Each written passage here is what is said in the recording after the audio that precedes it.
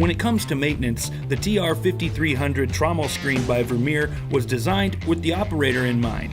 To properly perform routine maintenance, first shut down the machine and remove the key. Allow the engine to cool, and then begin by checking all fluid levels and filters in the engine compartment, and inspect for any debris buildup or leaks throughout. Next, check the grease chart to determine what areas may need greasing. The most common grease interval is every 40 hours. Ensure that the belts are tracking properly. They should be running within the width of the end pulleys. The belt edges should be inspected for any premature wear or damage due to improper tracking. Complete a walk-around of the entire machine, inspecting hoses, cylinders, flashing, and frame for fatigue or damage. Please see the operator's manual for a full list of maintenance interval checks.